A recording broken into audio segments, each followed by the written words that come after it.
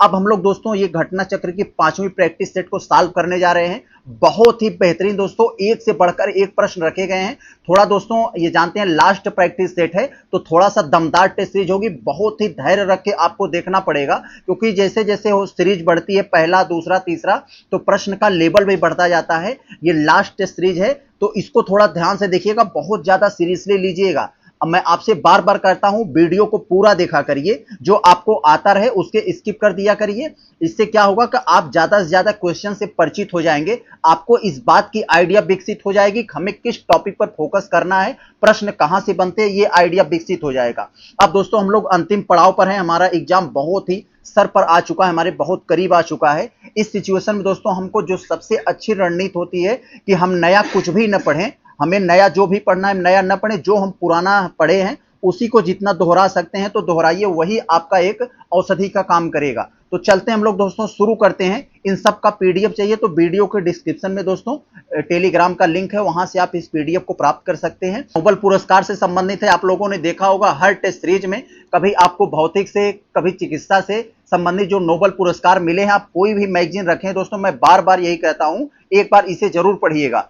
तो भौतिक विज्ञान का नोबेल पुरस्कार 2024 का जो मिला है उसके संदर्भ में आपको कुछ स्टेटमेंट दिए गए हैं, उसे पढ़कर बताइए कौन सा सही है। तो पहला स्टेटमेंट दोस्तों पढ़ोगे, आप लोगों ने पढ़ा होगा, तो यह पुरस्कार दोस्तों हाफील्ड और जेफरी ई हिंटन को मिला है, जो कृत्रिम तंत्रिका तंत्र नेटवर्क के साथ मशीन लर्निंग को सक्षम बनाने वाली मौलिक खोजों के लिए दिया गया है। दोस्तों ये वाला स्टेटमेंट आपका बिल्कुल सही है। अगर हम लोग दूसरे वाले स्टेटमेंट को देखें तो कह रहे हैं ये जो हॉफील्ड ने 1982 में साहचर्य स्मृति यानी एसोसिएट मेमोरी की खोज की, जो डाटा में पैटर्न को संग्रहित और पुनर्निर्मित कर सकता है। जी दोस्तों बिल्कुल सही, हॉफील्ड ने 1982 में साहचर्य स्मृति यानी एसोसिएट मेमोरी की खोज किया था। दोनों के दोनों स्टेटमेंट आपके यहां सही हो जाएंगे, तो जो आपका ऑप्शन होगा डी वाला हो जाएगा। दोनों के दोनों सही हैं। आगे हम अगर दूसरा वाला को देखें तो इसमें दोस्तों ओपी जिंदल यूनिवर्सिटी, जहां पर दोस्तों ये भारत का प्रथम संविधान संग्रहालय बनाया गया है हरियाणा में, तो इससे संबंधित आपको पूछ रहे हैं फैक्ट के रूप में कि बताइए इसके संदर्भ में कौन सा कथन हमारा सही है। तो दोस्तों कौन सा सही आप लोग जानते हैं, OP Jindal global university Sonipat Haryana में जो है दोस्तों, उसमें भारत का प्रथम संविधान संग्रहालय बनाया गया है, जिसमें बाबा साहेब भीमराव अंबेडकर का एआई स्वरूप एक 3D मॉडल के मतलब कह सकते हैं इमेज है। तो 3D मॉडल के एक इमेज के साथ उसमें उनकी एक आवाज भी है और उनके चेहरे भाव इत्यादि को वहां दिखाया गया है। तो यही है आपका डी वाला सही हो जाएगा, यही इसके संबंध में सही है। आगे दोस्तों हम लोग अगर देखें ये तीसरे वाले में, तो यहां पर दोस्तों कह रहे हैं सुप्रीम कोर्ट में जानते हैं आप लोग, जो न्याय की देवी पहले तराजू लिए हुए खड़ी थी, उनका जो है काफी सारी चीजें उसमें बदलाव किया गया, लेडी ऑफ जस्टिस जिन्हें कहा जाता है, तो उनको बदला दिया गया। क्या क्या बदला हुआ है जानते हैं, पहले वो इंग्लिश ड्रेस में थी, अब दोस्तों उनको साड़ी पहनाकर खड़ा कराया गया है, आंख पर पट्टी बनी थी, उस पट्टी को हटाया गया है, एक हाथ में तराजू था और एक में तलवार, तराजू है लेकिन तलवार हटाकर संविधान पकड़ाया गया है। ये सब चीजें वहां पर दोस्तों चेंज किया गया है। तो यही है दोस्तों, कह रहे हैं कि भारतीय शास्त्रीय नृत्य का परिधान पहनाने से किस प्रकार का प्रतीक व्यक्त किया गया है, यानी सरकार ऐसा क्यों की है, इसका प्रतीक क्या है, जो मतलब कह सकते हैं जो साड़ी मतलब जो इंग्लिश ड्रेस हटाकर साड़ी पहनाया गया है, इसके सेंस में ये बात कर रहे हैं। तो दोस्तों इसी क्योंकि भारत की सांस्कृतिक धरोहर और कला का सम्मान करने के लिए ऑप्शन बी हो जाएगा आपका यही। बहुत अच्छा, हम थोड़ा स्पीड में कर रहे हैं क्योंकि ज्यादा से ज्यादा हम लोग प्रश्नों को कवर कर लेंगे, आपने पढ़ लिया होगा, आपको ज्यादा समझाने की जरूरत नहीं है। तो अगर हम चौथे वाले प्रश्न को देखें तो आपसे पूछा जा रहा है NIMAS, जिसे दोस्तों हम लोग शॉर्ट फॉर्म में इसे निमास बोलते हैं, इसे निमास बोलते हैं। तो निमास की प्रमुख भूमिकाओं में क्या शामिल है, इसे हमें बताना है। तो निमास का यहां मतलब दोस्तों हो जाता है national institute of mountaineering adventure sports. तो इसका दोस्तों हिंदी का जो रूपांतरण होता है, हिंदी का मतलब ये होता है राष्ट्रीय पर्वतारोहण साहसिक खेल संस्थान। तो इसकी क्या भूमिका होती है, साहसिक खेलों में प्रशिक्षण प्रदान करना, यस ये भी सही है। पर्वतारोहण अभियानों का नेतृत्व करना, यस ये भी शामिल है। और अरुणाचल प्रदेश के पर्यटन को बढ़ावा देना, देश दोनों मतलब तीनों है यहाँ पर, इसका तीनों भूमिका है निमास का। तो आपका जो ऑप्शन होना चाहिए दोस्तों सभी होना चाहिए। नेक्स्ट पेज पर आपको दिया होगा क्या है दोस्तों, क्या हो सकता है, तो यहाँ पर डी वाला हो सकता है दोस्तों, ये आपका चौथे का क्या हो जाएगा, डी हो जाएगा। बहुत अच्छा। आगे दोस्तों अगर हम लोग ये पांचवें वाले को देखें तो यहाँ पर भी देखें दोस्तों, केंद्र सरकार की एक योजना से संबंधित आपको प्रश्न पूछा जा रहा है। कह रहे हैं कौन सा कथन सही नहीं है, तो कौन सा सही नहीं है हमें उसे बताना है। तो बताकर बताइए तो हमारा कौन सा ऑप्शन सही होगा इस हिसाब से। तो चला देखते हैं हम लोग दोस्तों ये पहले वाले ये स्टेटमेंट को। कह रहे हैं केंद्र सरकार ने पीएम ई ड्राइव योजना के तहत इलेक्ट्रिक वाहनों पर 10,900 करोड़ रुपए के परिव्यय की मंजूरी दी है। दोस्तों बिल्कुल सही बात है दोस्तों, केंद्र सरकार ने दोस्तों पीएम ई ड्राइव योजना के तहत इलेक्ट्रिक वाहनों को बढ़ावा देने के लिए दोस्तों, जिससे ज़्यादा से ज़्यादा जीवाश्म ईंधन की खपत कम हो, इलेक्ट्रिक वाहनों के ज़्यादा जैसे प्रदूषण नियंत्रण भी जो समस्या है उसको भी कंट्रोल किया जाएगा। तो इसके लिए केंद्र सरकार ने 10,900 करोड़ रुपए खर्च करने की मंजूरी दी है, ये बात सही है। अगला दूसरा स्टेटमेंट में करें कि उत्तर प्रदेश सरकार, ये अपनी जगह पर तो सही है लेकिन आंसर के हिसाब से ये गलत हो जाएगा, तो मैं अभी स्टेटमेंट के हिसाब से बताया हूं, हाँ ये बात सही है। तो उत्तर प्रदेश सरकार ने इलेक्ट्रिक वाहनों पर 3 वर्ष तक रोड टैक्स और रजिस्ट्रेशन शुल्क में 100% छूट देने का निर्णय लिया है, जो कि सही बात है, एकदम सही है। उत्तर प्रदेश की ये नीति एकदम यही है, तो सही है। तो यहाँ दोनों के दोनों स्टेटमेंट तो हमारे सही हुए। अब करें कौन सा सही नहीं है, तो मेरे भाई ऐसा कोई स्टेटमेंट नहीं है दोनों में से जो गलत हो, यानी इनमें से कोई नहीं, ऑप्शन डी हो जाएगा आपका। बहुत अच्छा।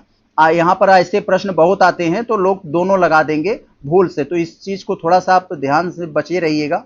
आगे अगर हम लोग देखें तो कह रहे हैं दोस्तों किसान कवच से रिलेटेड आपको एक प्रश्न दिया है। किसान कवच कीटनाशक रोधी बॉडी सूट के बारे में कुछ कथन दिए गए हैं, बताइए हमारा क्या है। तो नाम सही लग रहा है दोस्तों, किसान कवच यानी जो दवा ववा छिड़कते हैं, जो बैक्टीरिया खेतों में काम करते हैं, इन सभी से जो उसको सेफ्टी के लिए एक जो उनको बॉडी सूट बनाकर दिया गया है, इससे संबंधित ये बात है। तो ये क्या है दोस्तों, पहला स्टेटमेंट अगर हम लोग देखें तो यह सूट किसानों को कीटनाशक के हानिकारक प्रभावों से बचाने के लिए डिजाइन किया गया है। जी बिल्कुल, ये वाला स्टेटमेंट सही हुआ आपका। दूसरा करें, इसकी कीमत 4,000 रुपए है और यह धोने योग्य पुनः उपयोगी है जो 2 वर्ष तक चलता है। यस दोस्तों, इसको लगभग 150 बार धुला जा सकता है, तो जिसके हिसाब से ये बताया गया, हाँ ये मतलब लगभग 2 साल तक चल सकता है। यह suit sapio health private limited के सहयोग से बंगलुरु स्थित ब्रिक्स इंस्टेम द्वारा विकसित किया गया है। तो दोस्तों बंगलुरु स्थित ब्रिक इंस्टेम द्वारा विकसित किया गया है, ये भी बात सही है। दो तीनों के तीनों यहाँ हमारी बातें सही हो जाएंगी। तो जो छठा का आंसर होगा दोस्तों ये सी हो जाएगा, उपर्युक्त सभी। आगे दोस्तों अगर हम लोग देखें तो हमारा कौन सा यहाँ पर है, 7वां वाले प्रश्न में दोस्तों पूछा जा रहा है। कह रहे हैं दोस्तों एसडीजी इंडिया इंडेक्स, तो एसडीजी इंडिया इंडेक्स 2023-24 वाले में दोस्तों किसके द्वारा ये लॉन्च किया गया है। तो जानते हैं दोस्तों ये नीति आयोग के द्वारा लागू, मतलब ये लॉन्च किया जाता है नीति आयोग के सीईओ के द्वारा। तो ये ऑप्शन आपका 7वां का तो यहाँ पर यहाँ पर नीति आयोग के उपाध्यक्ष के द्वारा, तो ये आपका ये हो जाएगा नीति आयोग के उपाध्यक्ष सुमन बेरी के द्वारा ये लॉन्च किया गया था। ऑप्शन नंबर आपका यहाँ पर बी हो जाएगा। अब दोस्तों बात आती है कि जो एसडीजी इंडिया इंडेक्स आया था, पहला स्थान किसे मिला था। तो पहला दोस्तों केरल को मिला था। अब हम लोग यूपी का एग्जाम दे रहे हैं तो यूपी के कौन सा मिला था, तो यूपी को 18वां मिला था, तो याद रखे रहिएगा ये। आगे अगर हम लोग देखें 8वें वाले में तो कह रहे हैं वैश्विक इंडिया एआई शिखर सम्मेलन, वैश्विक इंडिया एआई शिखर सम्मेलन के संदर्भ में 2 कथन है। एक तरह से दोस्तों कथन दे दिया है और कारण दे दिया है, बताइए कौन सा हमारा सही है। तो आजकल एआई का जमाना बहुत ही तेजी से चल रहा है, हम लोग एआई में बहुत ज्यादा से घुसते जा रहे हैं, तो इसी से संबंधित यहाँ एआई से प्रश्न आपको एक जरूर पूछा जाएगा, तो एआई के बारे में पढ़ लीजिएगा। कह रहे हैं कथन में करें आपसे वैश्विक इंडिया एआई शिखर सम्मेलन 2024 का आयोजन 3 से 4 जुलाई को नई दिल्ली में किया गया था। दोस्तों बिल्कुल सही, ये नई दिल्ली में हुआ था, ये आपका स्टेटमेंट बिल्कुल सही है। अब क्यों हुआ था दोस्तों, इसका जरा कारण देख लीजिए। यह शिखर सम्मेलन भारत को एआई इनोवेशन यानी एआई नवाचार में विश्व में अग्रणी बनाने के उद्देश्य से किया गया था। बिल्कुल सही कारण यहाँ पर है। कथन ए कारण आर दोनों सही है। कारण ए को एक्सप्लेन भी कर रहा है, तो इस चीज को याद रखिएगा। तो आपका उत्तर क्या होना चाहिए, ए और आर दोनों सही हैं। आर ए को एक्सप्लेन कर रहा है, तो आपका आंसर कैसा होना चाहिए, और आप ऑप्शन देख में कीजिएगा। तो देख रहे हैं यहाँ पर आपका ऑप्शन बी हो जाएगा। तो लोग बिना देखे गोला भर देते हैं ए में, क्योंकि अब तक वो ए में ही देखते थे, तो आप ऐसा न कीजिएगा। अब आयोग प्रश्न बदलने लगा है, प्रश्न नहीं कह सकते हैं, विकल्पों को हेर फेर करने लगा है, तो आप विकल्प देखकर भरिएगा कि हमारे प्रश्न में विकल्प क्या है।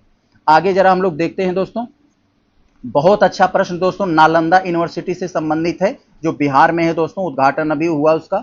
नालंदा विश्वविद्यालय 2024 के संदर्भ में कौन सा हमारा स्टेटमेंट सही है, जरा बताएं।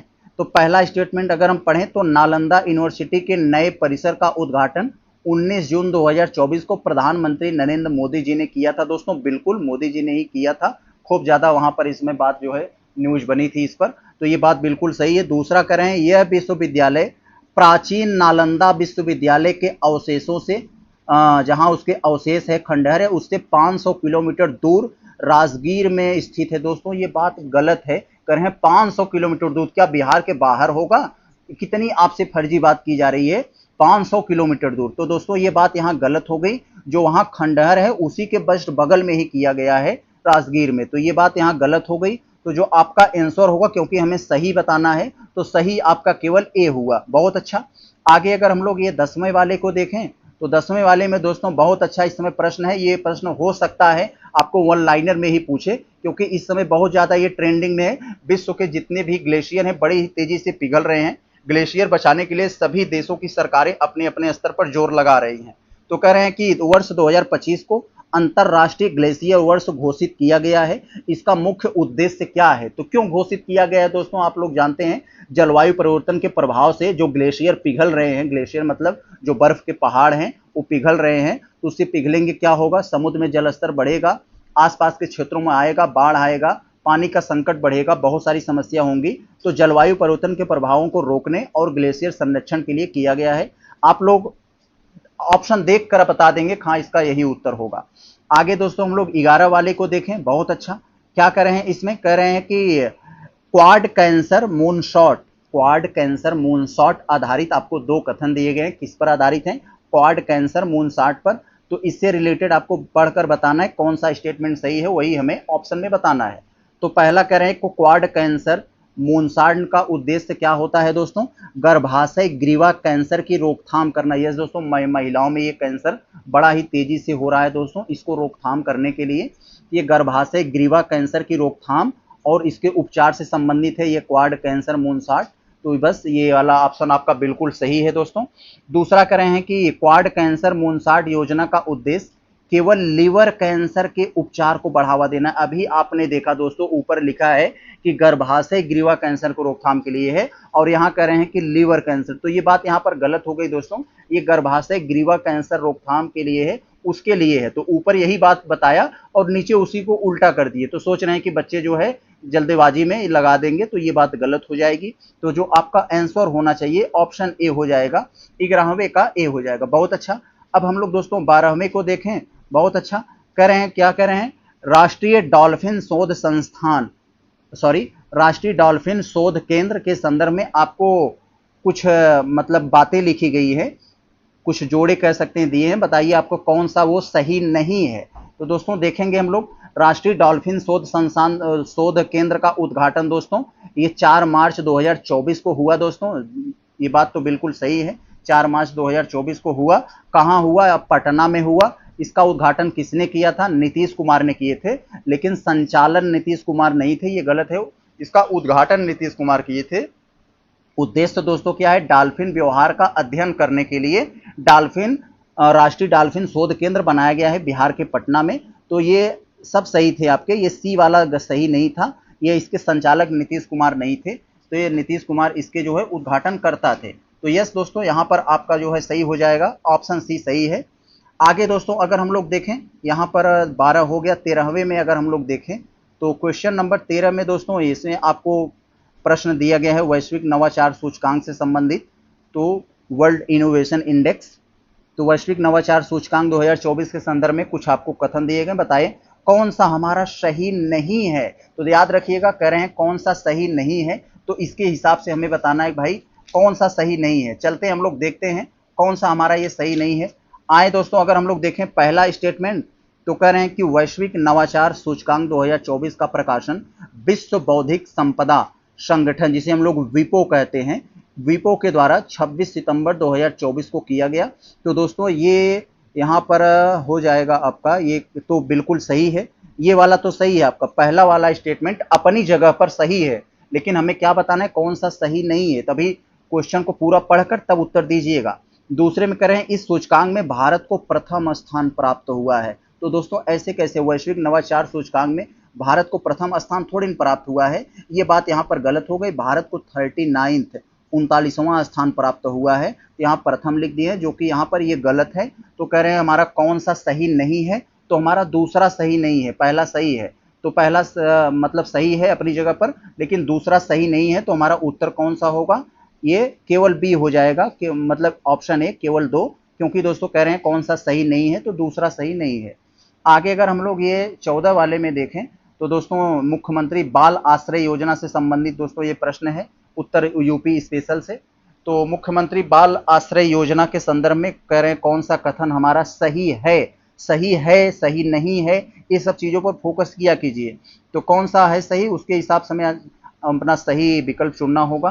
कह रहे हैं दोस्तों, इस योजना के तहत 4 नवंबर 2024 को उत्तर प्रदेश मंत्रिमंडल ने 10 संरक्षण गृहों के निर्माण को मंजूरी दी है। दोस्तों ये आपका बात बिल्कुल सही है, बिल्कुल सही स्टेटमेंट है। और 10 संरक्षण गृह बनाए जा रहे हैं, और हर एक संरक्षण गृह में 10 बच्चों की कैपेसिटी है। तो कह सकते हैं 1000 बच्चे को जो है दोस्तों मुख्यमंत्री बाल आश्रय की योजना का लाभ मिलेगा, तो ये हो जाएगा। तो ये तो आपका बिल्कुल सही है। दूसरे में कह रहे हैं, योजना के पहले चरण में सभी संरक्षण गृह केवल लखनऊ जिले में बनाए जाएंगे। दोस्तों बात ये गलत है, लखनऊ के साथ साथ अन्य जिलों में बनाए जाएंगे। ये जो यहाँ केवल दे दिया ना, ये दिमाग खराब करने वाला, यहाँ लोगों का ध्यान नहीं जाता और लोग पढ़े हैं खान लखनऊ है तुरंत लगा देंगे, लेकिन ये केवल की वजह से ये गलत हो गया आपका। केवल लखनऊ में नहीं, लखनऊ, अयोध्या, गोरखपुर, ऐसे करके कई और सारे जिलों में है दोस्तों। यहाँ पर फिरोजाबाद, बस्ती, कानपुर देहात, अमेठी, अयोध्या सब में है। तो यहाँ अब ये गलत हो गया आपका। आपका जो उत्तर होना चाहिए ऑप्शन ए हो जाएगा। बहुत अच्छा। आगे दोस्तों अगर हम लोग देखें ये 15 वाले में, तो वन लाइनर प्रश्न है। कह रहे हैं उत्तर प्रदेश में पहला निजी टेक्सटाइल, टेक्सटाइल मतलब दोस्तों ये कपड़े का दोस्तों उद्यम होता है। तो उत्तर प्रदेश में पहला निजी टेक्सटाइल पार्क किस जिले में स्थापित किया गया है, तो दोस्तों ये शामली में किया गया है। ऑप्शन नंबर यहाँ बी हो जाएगा, शामली। आप लोग जानते हैं उत्तर प्रदेश का सबसे पश्चिमी जिला। इसके तहत दोस्तों ये जो उत्तर प्रदेश सरकार की वस्त्र नीति 2022 में आई थी, उसी के संदर्भ में ये किया गया है, तो शामली में किया गया है। आगे अगर देखें दोस्तों 16 वाले में, तो दोस्तों बहुत अच्छा है प्रश्न, यहाँ पर देखिएगा, अंतर्राष्ट्रीय परिदृश्य से संबंधित है, कह सकते हैं ये बहुत ये पूछा जा सकता है। आपको कथन देकर कारण दे दिए हैं, बताइए कौन सा सही है। लिग्नोसाइट, लिग्नोसाइट आप लोग जानते हैं दोस्तों, बहुत ज्यादा में चर्चा था। लिग्नोसाइट मतलब ये क्या है, लकड़ी का सैटेलाइट।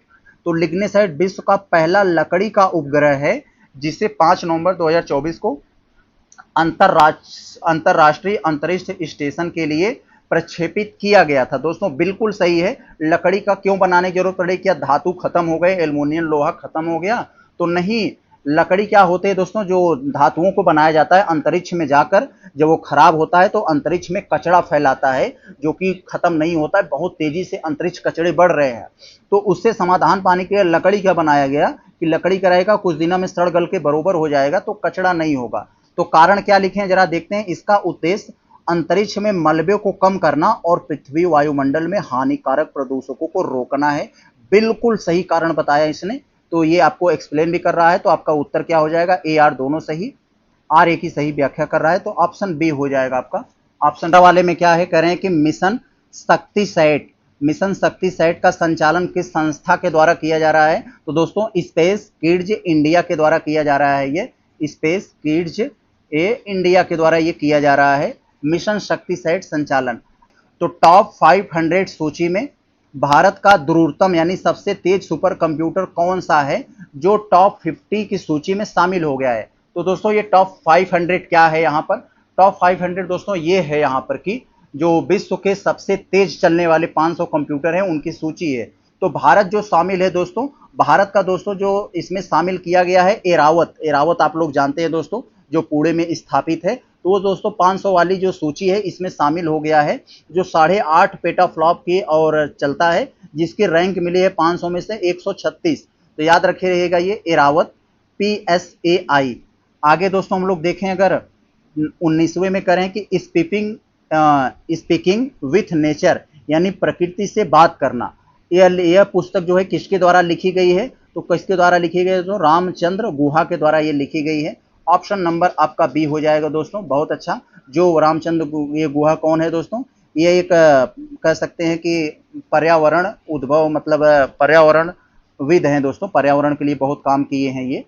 आगे अगर हम लोग देखें 20वें वाले में, तो इसमें कह रहे हैं कि 19वां G20 शिखर सम्मेलन, 19वां G20 शिखर सम्मेलन 2024 के संदर्भ में आपको बताना है कौन सा सही है।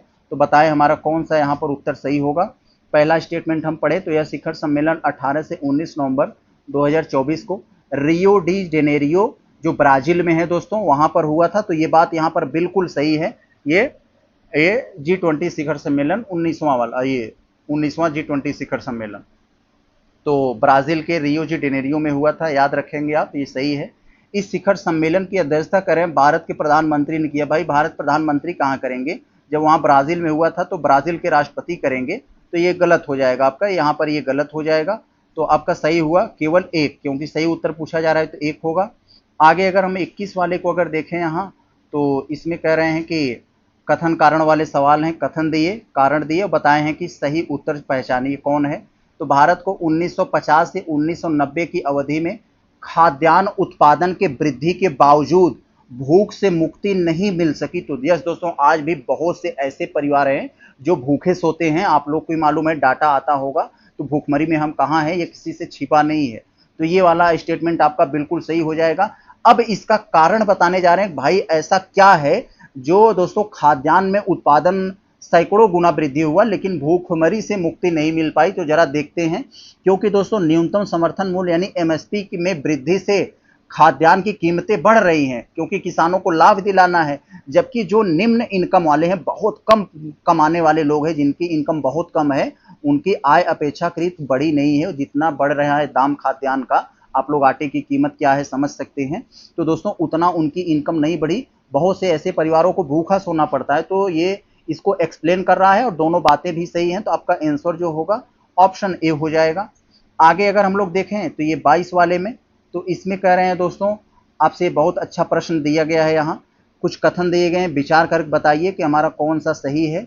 अगर हम पहला स्टेटमेंट देखें तो ब्याज व्याप्ति अनुपात यह दर्शाता है कि कंपनी अपनी आय से कितना बार ब्याज भुगतान कर सकते हैं। मान लीजिए दोस्तों आप एक कंपनी है, लोन ले लिए हैं, और दोस्तों कंपनी ब्याज, अब तो ये ब्याज व्याप्ति अनुपात यह देखा जाता है कि आप कितना कमा रहे हैं, अपनी कमाई से कितना ब्याज भुगतान कर सकते हैं, यही दोस्तों होता है ब्याज व्याप्ति अनुपात। तो यही बात है, ये वाला स्टेटमेंट आपका सही हो जाएगा। इस अनुपात का उपयोग ऋणदाता कंपनी की ऋण भुगतान क्षमता का आकलन करने के लिए करते हैं। यस, जो ऋणदाता कंपनी है उसके मतलब इस अनुपात का उपयोग ऋणदाता कंपनी की ऋण भुगतान क्षमता का आकलन के लिए करते हैं, यानी जो ऋण देते हैं कंपनी को, तो इसी ब्याज व्याप्ति अनुपात से ही अनुमान लगाते हैं भाई कंपनी की कैपेसिटी कितना है। तो यस, इसी से किया जाता है। कह रहे हैं कि एक निम्न ब्याज व्याप्ति अनुपात बेहतर वित्तीय स्थिति को दर्शाता है, जो कि गलत बात है दोस्तों। ये जिसकी ब्याज व्याप्ति अनुपात ज़्यादा होगा वो अच्छी वित्तीय स्थिति को दर्शाएगा। तो यहाँ निम्न की जगह हाई रहना चाहिए था, तो इसलिए गलत हो गया। इसे समय पर अर्जित ब्याज अनुपात भी कहा जाता है। यस, तो ये भी सही है। तो 1 2 4 आपका हो जाएगा। कहाँ है 1 2 4, यहाँ है, ये सही हो जाएगा आपका। आगे दोस्तों अगर हम लोग देखें तो हम लोग का ये 23 वाला जो प्रश्न है, तो ये कह रहे हैं कि निम्नलिखित कथनों पर विचार करें, विचार करके बताएं कि हमारा कौन सा स्टेटमेंट सही है। पहला पढ़े तो केंद्रीय बैंक द्वारा सरकारी प्रतिभूतियों की खरीद से बाजार में मुद्रा की आपूर्ति बढ़ती है। तो दोस्तों बहुत ही सीरियसली इसे देखना पड़ेगा, इकोनॉमिक्स का प्रश्न है। आप लोग जानते हैं सरकारी प्रतिभूति क्या होती है, इसको थोड़ा सा समझ लेंगे तो आपके जीवन में बहुत काम आएगा। एक दोस्तों प्रमाण पत्र कह सकते होता है, जब सरकार को पैसा चाहिए, मान ले आरबीआई को चाहिए, तो सरकारी प्रतिभूति जारी कर देती है, तो उसी के हिसाब से जनता के पास जो पैसा रहता है वो सोख लेती है।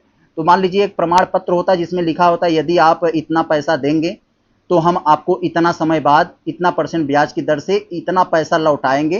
तो जनता तो सोचते हैं क्यों बैंक में रखें, तो वो बॉन्ड खरीद लेती है और उसके पास ये प्रमाण पत्र रहता है ये गारंटी के तौर पर।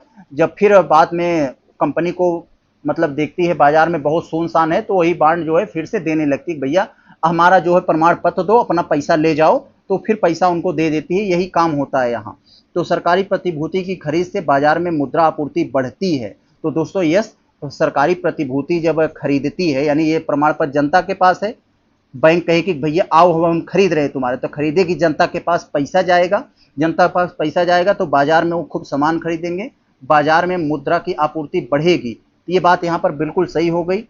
दूसरा स्टेटमेंट करें कि वाणिज्यिक बैंक यानी कॉमर्शियल बैंक जो होती है हमारे यहाँ, जैसे एसबीआई, यूनियन बैंक, ये सब जो कॉमर्शियल बैंक हैं, तो कॉमर्शियल बैंक में लोगों द्वारा जमा की गई नकदी मुद्रा आपूर्ति बढ़ाती है। तो कैसे बढ़ाएगी दोस्तों?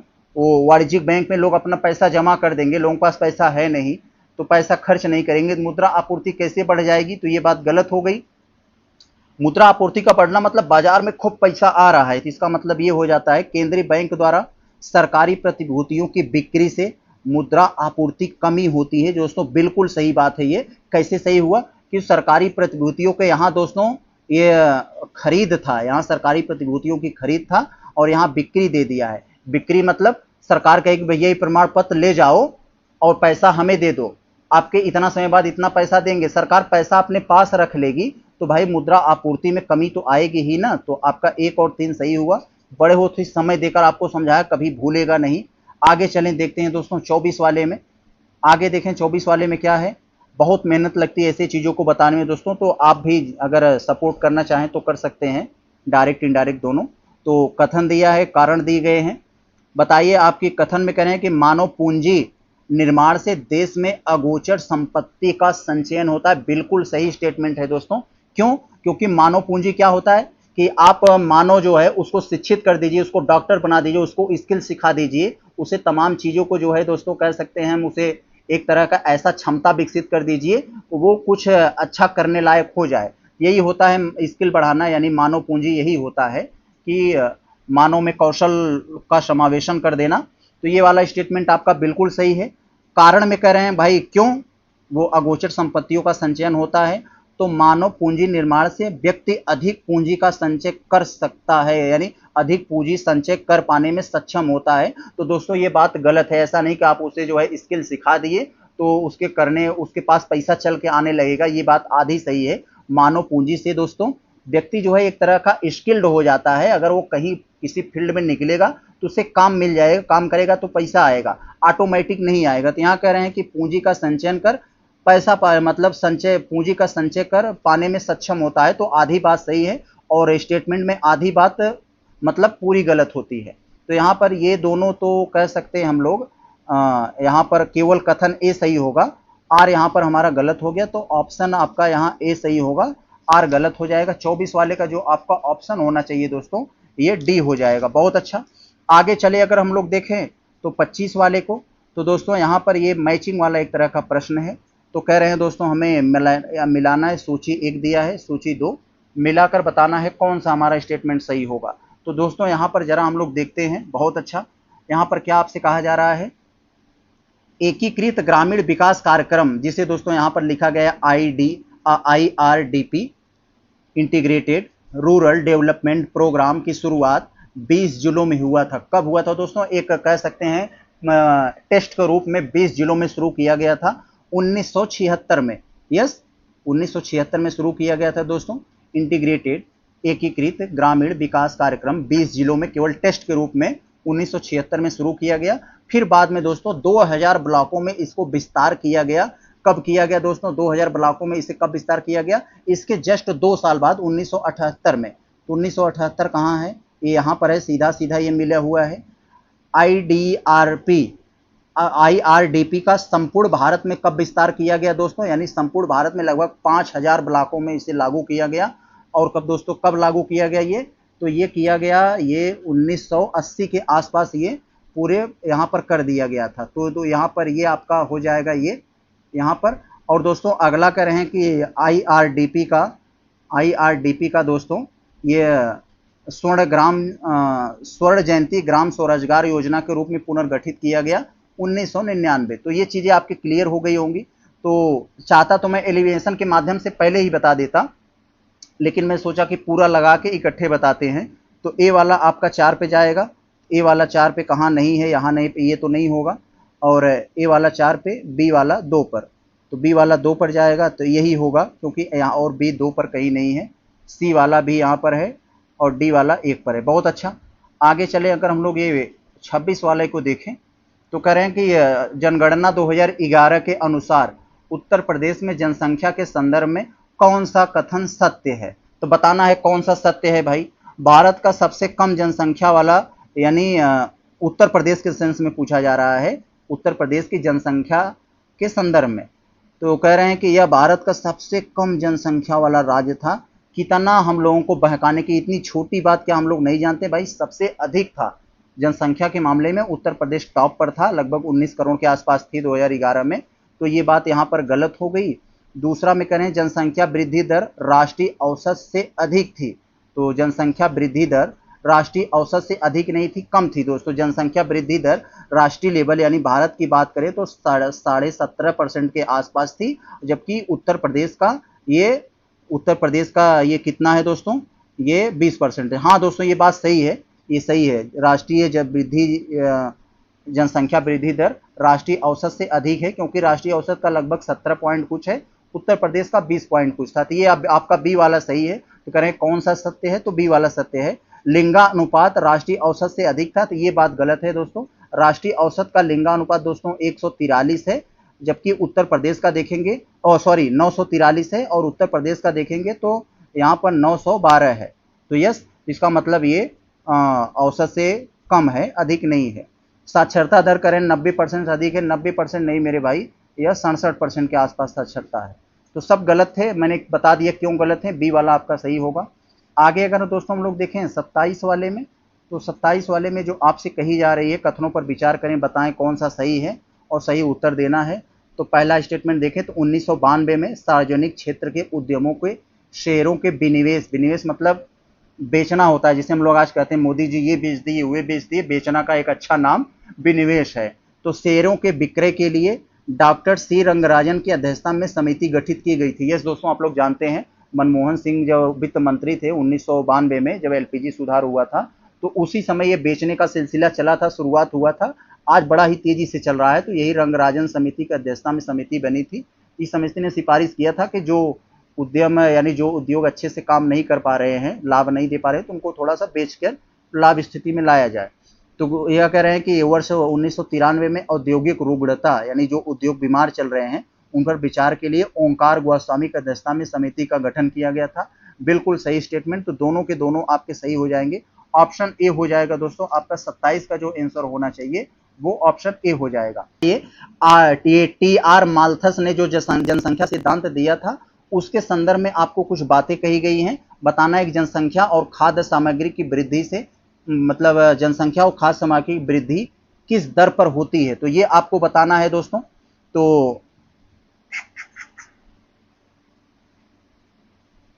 तो दोस्तों क्वेश्चन नंबर 28 को अगर हम लोग देखें तो बहुत अच्छा प्रश्न है, ये कई सारा बार एग्जाम में पूछा गया है। तो कह रहे हैं दोस्तों टी आर माल्थस ने जो जनसंख्या सिद्धांत दिया था, इनके जनसंख्या सिद्धांत के अनुसार जनसंख्या और खाद्य सामग्री की वृद्धि दर क्या होती है। तो दोस्तों टी आर माल्थस ने बताया था कि जो जनसंख्या में वृद्धि हो रही है वो ज्यामितीय तरीके से हो रही है, 2, 4, 6, 8, 10 ऐसे करके। लेकिन जो खाद्य सामग्री में दोस्तों वृद्धि हो रही है वो दोस्तों गणितीय रूप से हो रही है, 1, 2, 3, 4, 5 ऐसे करके। तो यही इन्होंने बताया कि हमें जनसंख्या को कंट्रोल करना होगा, नहीं तो खाद्य सामग्री जो है ये बड़ा ही प्रतिकूल प्रभाव डालेगी जनसंख्या पर। तो ऑप्शन डी आपका यहाँ सही है, यही है। आगे देखते हैं हम लोग दोस्तों। आगे हमारा 29वां वाले में कह रहे हैं कि 29 वाले में कहा जा रहा है कि वर्ष 1901 से 2011 तक भारत में जनसंख्या वृद्धि दर के संदर्भ में कुछ बातें कही गई, बताना है कौन सा सही है।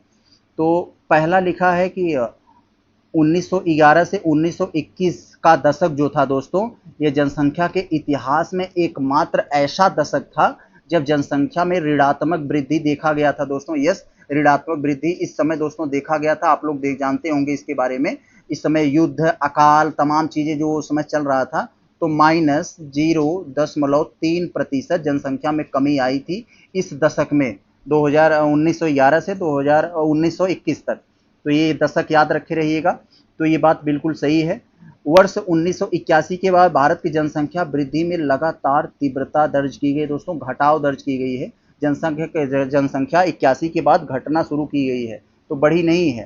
तो ये आपका स्टेटमेंट गलत हो जाएगा। तो आपका केवल आंसर जो होगा वो केवल एक हो जाएगा, सी वाला। दोस्तों क्वेश्चन नंबर 30 को हम लोग देखते हैं। बहुत अच्छा, 2015 में आई एक केंद्र सरकार की योजना, मुद्रा योजना से संबंधित प्रश्न है दोस्तों, बहुत इंपॉर्टेंट, कई सारे एग्जाम में पूछा गया है। तो दोनों सेंटेंस को पढ़कर हमें सही उत्तर देना है। तो पहला वाला सेंटेंस पढ़ें तो कह रहे हैं प्रधानमंत्री मुद्रा योजना के अंतर्गत मुद्रा एक गैर बैंकिंग वित्तीय संस्था है जिसे भारतीय लघु उद्योग बैंक सिडबी की एक अनुषंगी इकाई के रूप में गठित किया गया है। दोस्तों बिल्कुल सही ये स्टेटमेंट है। आप लोग जानते हैं ये गैर बैंकिंग वित्तीय संस्था क्या होती है, जिसे हम लोग एनबीएफसी बोलते हैं। एनबीएफसी मतलब एक ऐसी कंपनी है जो बैंक नहीं है लेकिन बैंक की ही तरह काम करती है, तो उसे हम लोग गैर बैंकिंग वित्तीय संस्था बोलते हैं। तो दोस्तों ये मुद्रा क्या है, यहाँ आप इसका फुल फॉर्म समझ लेंगे तो आपको हमें बताने की जरूरत नहीं पड़ेगा, आप अपने आप समझ जाएंगे। यहाँ मुद्रा का मतलब ये दोस्तों, ये micro units development and refinance agency, यानी कोई एक एजेंसी है जो माइक्रो यूनिट्स अगर डेवलप कर रही हैं, जो मतलब जो माइक्रो यूनिट्स लग रही हैं उनको फाइनेंस करती है। तो यही है दोस्तों। तो ये वाला स्टेटमेंट आपका बिल्कुल सही हो जाएगा। मुद्रा योजना करें सीधे मुद्रा सूक्ष्म लघु उद्यमों को, यानी मुद्रा योजना के अंतर्गत मुद्रा यानी जो संस्था है एनबीएफसी, ये सीधे सूक्ष्म उद्योगों को ऋण प्रदान करती है। तो दोस्तों ये बात गलत है, सीधे नहीं देती है, यह दोस्तों बैंक के माध्यम से दिलवाती है, ये उसका काम करती है, अप्रत्यक्ष रूप से देती है, सीधे नहीं। तो आपका जो आंसर होगा ऑप्शन ए हो जाएगा। कथन एक सही है और कथन दो सही नहीं है, आपका सी हो जाएगा। बहुत अच्छा इंपॉर्टेंट प्रश्न है इकोनॉमिक्स से रिलेटेड, कई सारे एग्जाम में पूछा जाता है। बच्चे ऐसे प्रश्न को बहुत गलत करते हैं क्योंकि उन्हें ये बात समझ नहीं आती है। जरा देखें, त्वरित वित्तीयन प्रपत्र जिसे इंग्लिश में रैपिड फाइनेंसिंग इंस्ट्रूमेंट बोला जाता है, इसके संदर्भ में कुछ कथन दिए गए हैं, पढ़कर हमें बताना है कौन सा हमारा सही है, उसके हिसाब से हमें सही ऑप्शन चुनना है।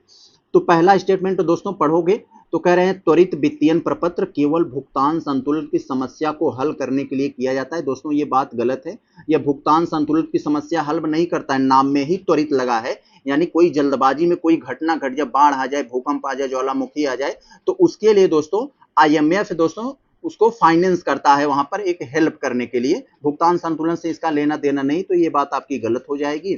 दूसरा हम करें त्वरित वित्तीयन प्रपत्र शुरुआत अंतरराष्ट्रीय मुद्रा कोष यानी आईएमएफ द्वारा सदस्य देशों की विभिन्न आर्थिक जरूरतों को पूरा करने के लिए की गई थी। यस, ये वाला आपका स्टेटमेंट सही है।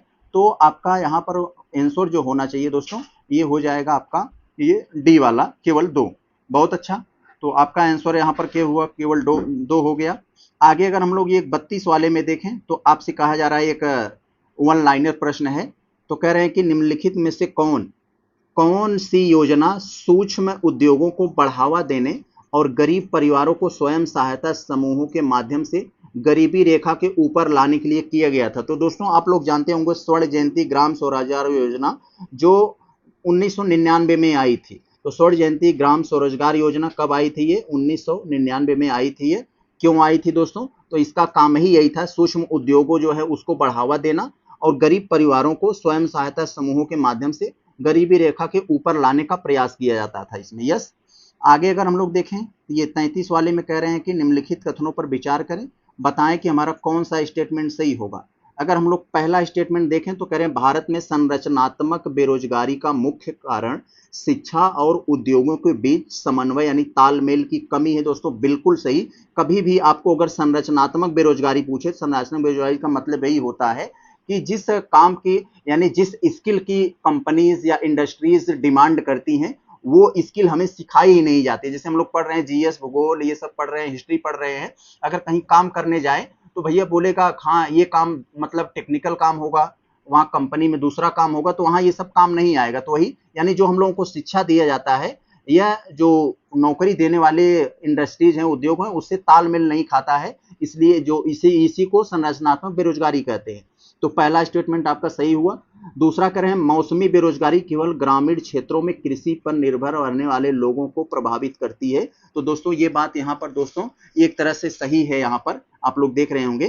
क्यों ये सही है दोस्तों, क्योंकि मौसमी बेरोजगारी का मतलब क्या है, खास मौसम में उनको रोजगार मिलता है, वो मौसम चला जाता है फिर बेरोजगार हो जाते हैं। तो ये कृषि में ही मिलता है, जैसे जो कृषि में काम करते हैं जो कटाई ये सब काम करते हैं, तो उनको एक समय में फसल का सीजन आएगा, मिलेगा, नहीं तो फिर बंद हो जाएगा। तो दोनों के दोनों कथन यहाँ सही हुए आपके, ऑप्शन सी हो जाएगा। आगे अगर हम लोग ये 34 वाले को देखें तो दोस्तों कथन कारण से रिलेटेड प्रश्न है आपका, बहुत अच्छा। आपको कथन देकर कारण देकर बताना है कि कौन सा हमारा ये सही ऑप्शन होगा। तो पहला हम देखें दोस्तों, भारतीय रिजर्व बैंक जब मंदी के समय SLR को घटाता है तो यह प्रसारवादी मौद्रिक नीति मानी जाती है। तो दोस्तों ये बात यहाँ पर दोस्तों आधी अधूरी यहाँ पर नहीं सही है, ये पूरा सही है। क्यों दोस्तों?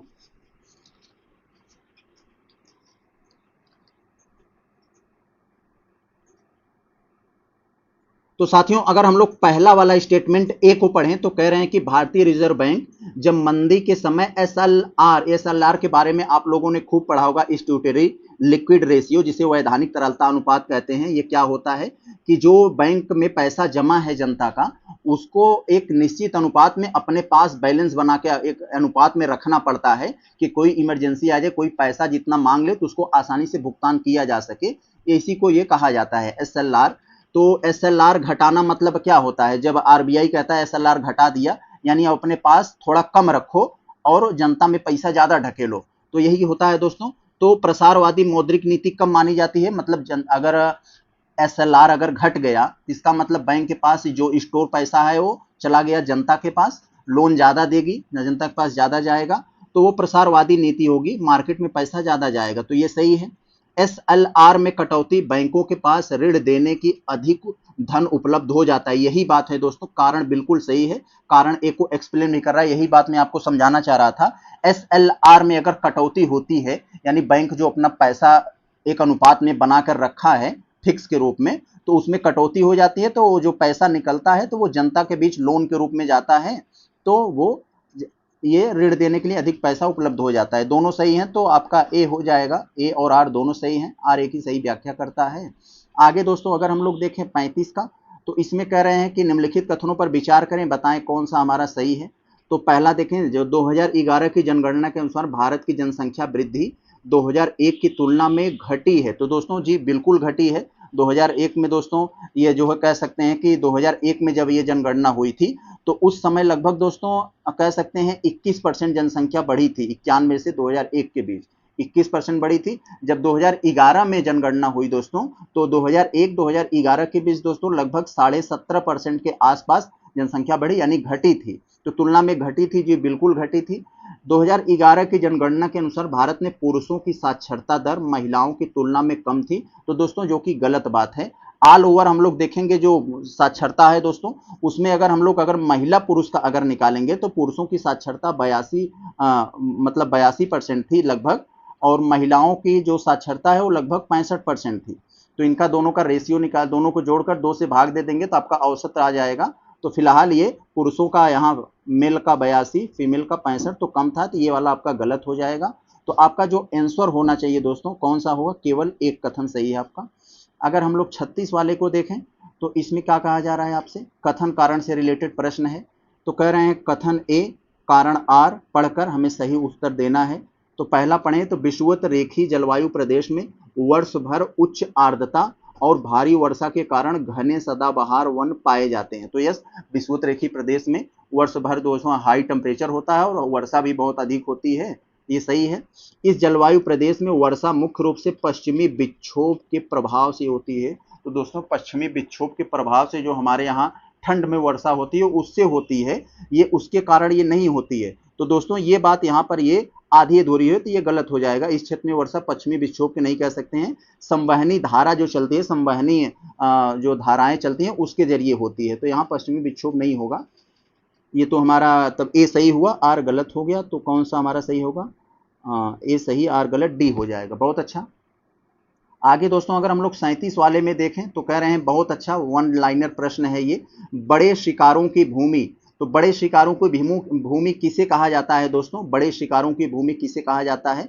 तो आप लोग जानते हैं दोस्तों, सवाना क्षेत्र जो होता है, उष्णकटिबंधीय सवाना क्षेत्र, इसे बड़े शिकारों की भूमि कहा जाता है, क्योंकि जो बड़े बड़े जो है मतलब जानवर होते हैं, ये घास मतलब एक घास क्षेत्र है, बड़ी बड़ी घासें होती हैं, तो जो शिकारी जानवर है इसमें छिपे रहते हैं, छिप कर शिकार कर लेते हैं, तो इसी के लिए कहा गया है बड़े शिकारों की भूमि। आगे दोस्तों अगर हम लोग देखें तो ये 38 वाले में हमें बताना है कि कौन सा मिस मैच है, असंगत है। जरा देखते हैं, एक तरफ शिक्षण संस्थान, एक तरफ स्थापना वर्ष। तो जो सुमेलित नहीं है उसे हमें बताना है। रानी लक्ष्मीबाई केंद्रीय विश्वविद्यालय, केंद्रीय कृषि विश्वविद्यालय की स्थापना दोस्तों ये कब हुआ था? तो 2014 में हुआ था। ये वाला तो यहाँ पर स्टेटमेंट ये तो सही है, 2014 में इसकी स्थापना हुआ था। बांदा कृषि एवं प्रौद्योगिकी विश्वविद्यालय, इसकी स्थापना दोस्तों 2010 में हुआ था, ये भी बात सही है। अलीगढ़ मुस्लिम यूनिवर्सिटी की स्थापना दोस्तों वैसे तो माओ नाम से मुस्लिम एंग्लो ओरिएंटल कॉलेज से हुआ था, तो वो मतलब 1975 में हुआ था, 1875 में, लेकिन जो उसका नाम बदला गया अलीगढ़ मुस्लिम यूनिवर्सिटी तो 1920 में, तो ये भी हम सही मान लेते हैं। अब दोस्तों अगला है, यहाँ पर बीएचयू लिखा है 1919, तो सब लोग जानते हैं भाई 1916 में हुआ था, 19 में नहीं, तो यही गलत है, यही आपका आंसर हो जाएगा।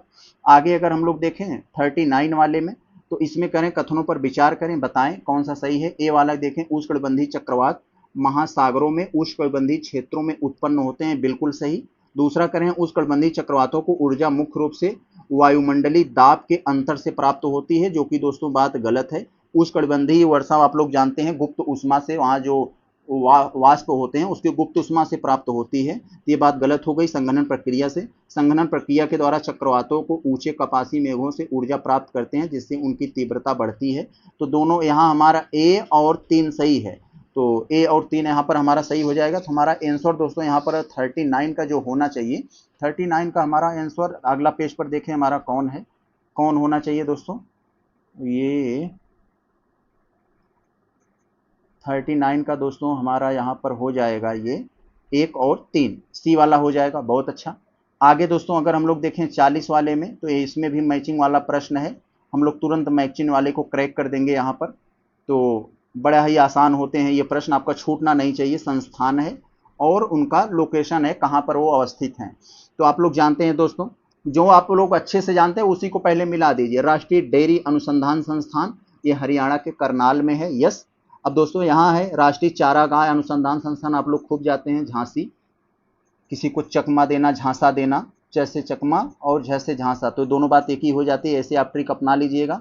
तो आपका सी वाला 1 पर गया, बी वाला 4 पर, तो यहाँ पर इन्हीं दोनों में से कोई होगा। आगे हम लोग देख लेते हैं राष्ट्रीय डेयरी अनुसंधान संस्थान, तो ये वाला देख लेते हैं हम लोग, केंद्रीय उपोष्ण बागवानी संस्थान, ऊ से उपोष्ण, ऊ से उत्तर प्रदेश यानी लखनऊ, तो ये आपका चला आएगा यहाँ डी वाला 2 पर, तो डी वाला 2 पर चला आएगा, तो हमारा जो आंसर होगा ए वाला होगा। इसके हिसाब से कहते हैं सी वाला हमारा जो है, जो सी वाला है वो 1 पर गया, और बी वाला तो 4 पे चला आएगा। ये जो बी वाला है ये तो 4 पे आ ही गया है, और हमारा एक कोई छूट रहा है यहाँ पर, ए वाला जो है दोस्तों वो तीसरे पाएगा, सोलन वाले पे, यस।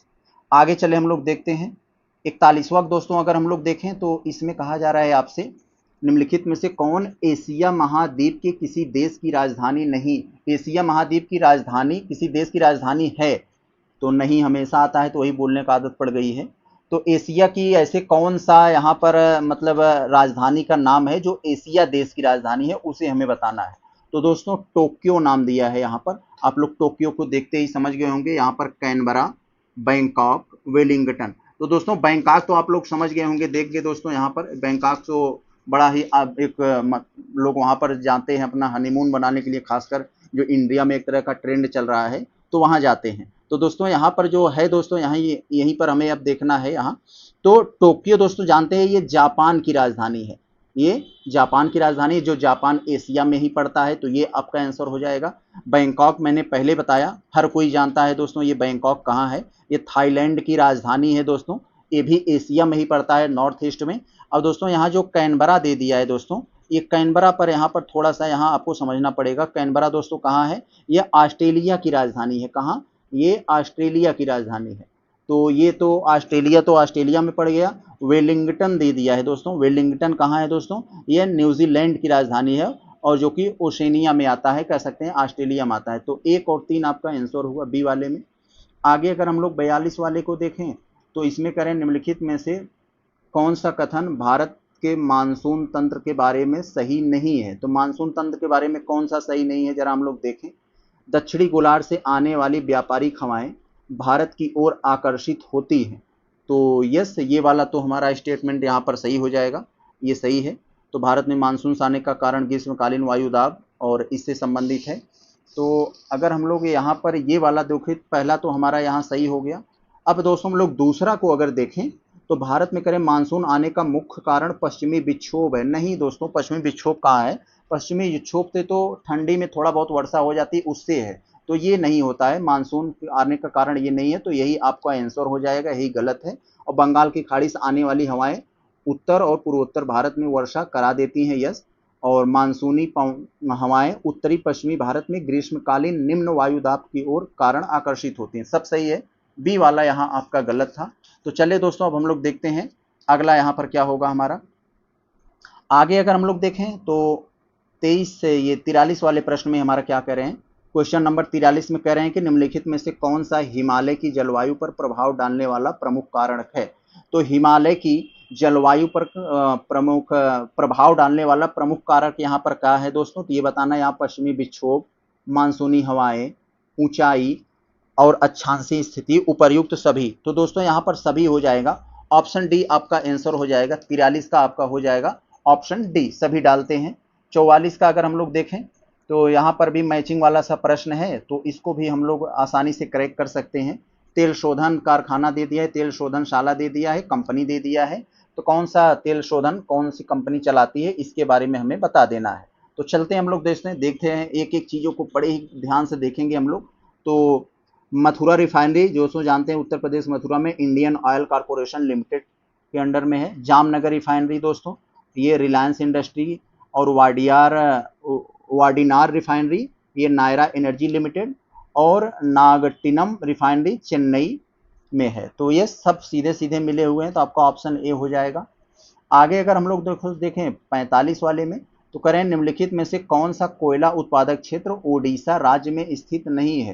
तो ऐसा कौन सा कोयला उत्पादन क्षेत्र है, वो कोयला उत्पादक क्षेत्र है लेकिन वो ओडिशा में नहीं है, ये हमें बताना है। तो दोस्तों झरिया झारखंड में है, ये आप लोग जानते होंगे। तो यही यहाँ पर नहीं, ये तो कोयला उत्पादन है, बहुत बड़े लेवल पर कोयला उत्पादन करता है, लेकिन बात जो कर रहे हैं कि ओडिशा में नहीं है ये। आगे दोस्तों अगर देखें, बाकी सब यहाँ ओडिशा में है। आगे अगर हम देखें 46 वाले में, तो कह रहे हैं निम्नलिखित में से कौन सा क्षेत्र भूमध्य सागरीय कृषि के अंतर्गत नहीं आता। तो दोस्तों वही भूमध्य सागरीय कृषि के अंतर्गत वही नहीं आएगा जो भूमध्य सागरीय जलवायु से दूर होगा, भूमध्य सागरीय जलवायु के अंतर्गत नहीं आता हो। तो दोस्तों कौन सा नहीं होगा, यहाँ पर आप लोग समझ देंगे। पहला जो नाम यहाँ पर दिया है दोस्तों, कौन सा दिया है, ये दक्षिणी यूरोप। तो जो बिल्कुल आता है दक्षिणी यूरोप, जो ये भूमध्य सागर से सटा हुआ है, तो वहाँ भूमध्य सागरीय जलवायु पाई जाती है। अब दोस्तों यहाँ पर है ये कैलिफोर्निया, ये भी है यहाँ पर, इसमें भी भूमध्य सागरीय जलवायु का प्रभाव है। मध्य चिली, ये भी है। तो ये दोस्तों साइबेरिया है, जो साइबेरिया आप लोग जानते हैं यह रूस का भाग है, जो थोड़ा सा उत्तर की तरह यूरोप से लगा हुआ है, खास करके बर्फीला एरिया। तो यही नहीं है, बाकी सब थे। तो आगे अगर हम लोग देखें 47 वाले में, राष्ट्रीय मांस अनुसंधान संस्थान कहाँ है। तो मैं एक वीडियो बहुत ही डिटेल में बनाया हूं दोस्तों, जितने भी अनुसंधान महत्वपूर्ण हैं सारा का सारा एक वीडियो में मैंने कंपाइल करके बहुत बेहतरीन तरीके से बनाया है। इसी के बस जो आप ये वीडियो देख रहे हैं, जस्ट इसी के पहले वो अपलोड हुआ है, आप देख सकते हैं। तो उसमें मैं ट्रिक के साथ बताया हूं, आपको याद भी हो जाएगा। तो ये हैदराबाद में है। तो राष्ट्रीय मांस अनुसंधान संस्थान तेलंगाना की राजधानी हैदराबाद। आगे हम अगर 48 वाले में देखें, तो कह रहे हैं कि कथनों में से कौन सा हमारा कथन सही है, पढ़ के बताएं, हमें सही उत्तर दें। तो हिमालय पर्वत श्रृंखला भारतीय और यूरेशियाई प्लेटों के टकराने से बनी है। दोस्तों मैं कई बार बता चुका हूं, यस, भारतीय और यूरेशियाई प्लेट टकराए और टेथिस सागर में जो मलबा था, उस मलबे से जो हिमालय का निर्माण हुआ, ये सही है। हिमालय पर्वत श्रृंखला की चट्टानें मुख्य रूप से आग्नेय चट्टाने से बनी है, जो कि दोस्तों यहाँ पर ये गलत हो जाए, कायांतरित चट्टाने से बनी है दोस्तों, ये बात यहाँ ये गलत हो जाएगी। तो आपका ये गलत हो गया। तो आपका आंसर कौन यहाँ पर होगा दोस्तों, आपका जो आंसर होना चाहिए केवल बी हो जाएगा। बहुत अच्छा। आगे अगर दोस्तों हम लोग देखें तो रूपांतरित कायांतरित वही होगा। 49 में दोस्तों क्या है, निम्नलिखित में से कौन सा ऑस्ट्रेलिया देश का हिस्सा नहीं है। तो दोस्तों ऑस्ट्रेलिया हमें लगता है एक महाद्वीप है, लेकिन उसमें भी कई सारे देश हैं जो दिखाई नहीं देता है, सबको लगता है वो एक ही है। तो दोस्तों कौन सा है यहाँ पर, जरा हम लोग देखते हैं। तो यहाँ पर ये तस्मानिया भी है, तो ये तस्मानिया भी ऑस्ट्रेलिया का ही हिस्सा है। ये तो तस्मानिया है, और हम कह सकते हैं ये न्यूजीलैंड तो उसका हिस्सा नहीं है, ये अलग है अपना। और ये कुक द्वीप भी अलग है, ये क्रिसमस द्वीप है। तो यस, 1 और 3 हो जाएगा, आपका ऑप्शन ए हो जाएगा 49 का ए। अब दोस्तों अगर हम लोग 50 वाले को अगर देखें तो इसमें कह रहे हैं दोस्तों, आपसे कहा जा रहा है कि बताइए great barrier reef, great barrier reef के संदर्भ में कौन सा कथन हमारा सही है, सही उत्तर देना है। तो जो तो जानते हैं यह विश्व की सबसे बड़ी मूंगा चट्टान जिसे हम लोग कहते हैं मूंगा रीफ प्रणाली है, जो ऑस्ट्रेलिया में पाई जाती है। दोस्तों यस, बिल्कुल सही, ये वाला स्टेटमेंट सही है। करें यह हिंद महासागर में स्थित है दोस्तों, ऑस्ट्रेलिया के पूर्वी तट पर है। इसका मतलब यह हुआ कि वो प्रशांत महासागर में होगी, तो ये बात गलत हो जाएगी। पश्चिमी तट पर होता तब यहाँ पर जो हिंद महासागर से लगा हुआ तब होता, तो तब नहीं है। तो आपका ये गलत हो जाएगा, प्रशांत महासागर होना चाहिए था यहाँ। तो आपका जो आंसर होगा बी हो जाएगा, केवल एक। 50 का ए हो जाएगा, बी हो जाएगा, मतलब केवल एक। आगे अगर हम लोग दोस्तों 51 वाले में देखें तो आपको बहुत अच्छा, यहाँ पर आपको कुछ सूची 1 दे दिया गया है और सूची 2 मिलाकर बताना है कि कौन सा हमारा स्टेटमेंट बन रहा है। तो उसके हिसाब से राजधानी शहर दे दिया गया है और देश दे दिया है। किस देश की कौन सी राजधानी है मिलाकर बता दीजिए। आप सभी देशों की राजधानी एक बार जरूर पढ़ लीजिएगा। तो दोस्तों यहाँ पर आप लोग जानते हैं ट्रिक होता है बूडापेस्ट, कोई बूढ़ा आदमी है, दांत नहीं है, तो पेस्ट खाएगा क्योंकि वो भूखा है। तो बूडापेस्ट हंगरी, हंगरी मतलब भूखा, तो ये यहाँ पर आ जाएगा, सी वाला हमारा 2 पर आ जाएगा। और दोस्तों यहाँ ये वियना जो है दोस्तों, ये ऑस्ट्रिया देश की राजधानी कहाँ है, वियना है, यस। और ये आपका वियना हो जाएगा। तो ए वाला 1 पर, सी वाला 3 पर। तो ऐसा कहाँ है, ऐसा एक ही में है, ये वाला। तो अब हम कह सकते हैं B2C3 वेलिंगटन, न्यूजीलैंड की राजधानी वेलिंगटन। और पाकिस्तान को कौन भूल सकता है भाई, इस्लामाबाद दे दिया, सब जानते हैं। आगे चले अगर हम लोग देखें 52 वाले में, तो दोस्तों इसमें आपसे जो पूछा जा रहा है, कह रहे हैं बहुत अच्छा, कौन सा कथन हमारा सही है, कौन सा स्टेटमेंट सही है, बताना, हमें सही उत्तर देना है। पहला पढ़ें तो जिप्सी लोगों का मूल निवास स्थान भारत था। तो जिप्सी लोगों का मूल निवास स्थान ये भारत था। तो दोस्तों ये बात यहाँ पर ये गलत हो गई। दूसरा दोस्तों करें, जिप्सी लोगों की उत्पत्ति भारत के डोम जाति से हुई मानी जाती है, यस। ये वाला स्टेटमेंट आपका बिल्कुल सही है, तो ये वाला आपका यहाँ पर सही हो जाएगा। तो आगे अगर हम लोग देखें तो हमारा कौन सा आंसर बन रहा है, ये बी वाला बन रहा है, ये 52 का बी। आगे दोस्तों अगर हम लोग ये क्वेश्चन नंबर 53 वाले को देखें तो इसमें भी हमें मैच करने के लिए दिया है। बहुत ही सिंपल सा प्रश्न है। सूची 1 में दिया है पर्वत शिखर और सूची 2 में उसकी ऊंचाई दिया है। तो ऊंचाई आपको याद नहीं होगा, लेकिन आपको मोटा मोटा याद होगा दोस्तों। माउंट एवरेस्ट सबसे ऊंची है, विश्व की सबसे ऊंची जो है ये पर्वत शिखर है। तो इसकी कितना है, 8,848 है दोस्तों। उसके बाद दोस्तों ये आती है भारत की, ये जो है दूसरी सबसे ऊंची चोटी दोस्तों, केटू, जो पीओके में है दोस्तों। तो ये उससे थोड़ा सा कम है। ये कहाँ है दोस्तों, ये केटू वाला, ये है, ये दूसरे पर हो जाएगा यहाँ पर 8,611 मीटर। उसके बाद दोस्तों आ जाता है ये कंचनजंगा, जो उससे थोड़ा सा कम है, ये 8598। फिर आ जाएगा नंदा देवी यहाँ। तो ये मैंने मिला दिया, आप लोग ऑप्शन देख लीजिएगा। तो ए बी उल्टे हैं और बी सी आपस में उल्टे हैं, तो क्या हो जाएगा यहाँ पर, तो यही हो जाएगा आपका सी वाला।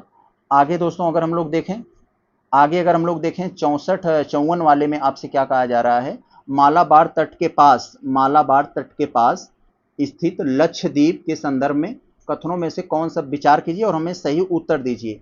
तो पहला अगर हम लोग देखें तो लक्षद्वीप की राजधानी कह रहे हैं करवत्ती है। तो लक्षद्वीप की राजधानी करवत्ती है। तो दोस्तों यस, लक्षद्वीप केरल के मालाबार तट के समीप अरब सागर में स्थित एक प्रवाल द्वीप समूह आप लोग जानते हैं, इसकी राजधानी करवत्ती है, बिल्कुल सही है। दूसरा कह रहे हैं मिनिकॉय द्वीप लक्षद्वीप का सबसे उत्तरी द्वीप है। तो दोस्तों कह सकते हैं हम लोग लक्षद्वीप का सबसे दक्षिणी ध्रुव,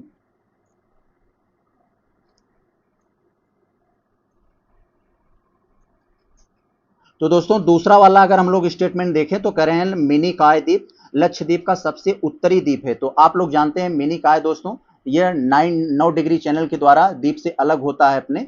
तो ये मिनिकॉय दोस्तों सबसे दक्षिणी द्वीप है, लक्षद्वीप का सबसे दक्षिणी है, उत्तरी नहीं है। तो आपका आंसर जो होना चाहिए वो केवल एक हो जाएगा, सी हो जाएगा।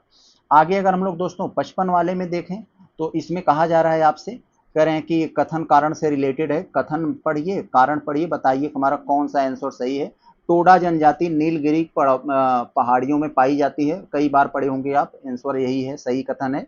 टोडा जनजाति का मुख्य व्यवसाय कृषि कह रहे हैं, तो जो कि दोस्तों ये बात आंशिक रूप से सही है।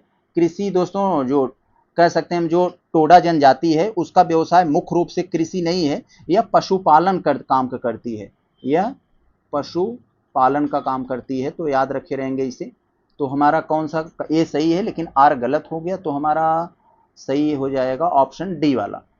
आगे अगर हम लोग देखें 56 वाले में, तो कह रहे हैं भारत में सर्वोत्तम किस्म का संगमरमर कहाँ पाया जाता है, सबसे बढ़िया क्वालिटी वाला संगमरमर कहाँ पाया जाता है, तो दोस्तों राजस्थान के मकराना में। यस, बहुत अच्छा।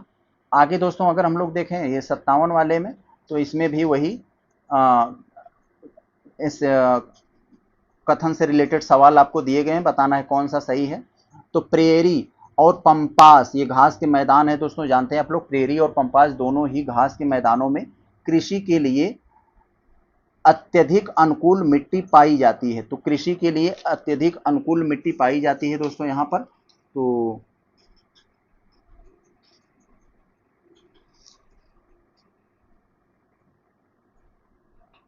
तो दोस्तों अगर हम लोग पहला स्टेटमेंट पढ़ें तो कह रहे हैं प्रेरी और पंपास दोनों ही घास के मैदानों में कृषि के लिए अत्यधिक अनुकूल मिट्टी पाई जाती है दोस्तों, जो कि बिल्कुल सही है। प्रेरी आप लोग जानते हैं दोस्तों उत्तरी अमेरिका में है, पंपास ये दोस्तों कहाँ है, अर्जेंटीना में है। तो दोस्तों ये दोनों जो पहला स्टेटमेंट है हमारा सही है, ये दोनों घास के मैदानों में मिट्टियां जो है अत्यधिक उपजाऊ होती हैं।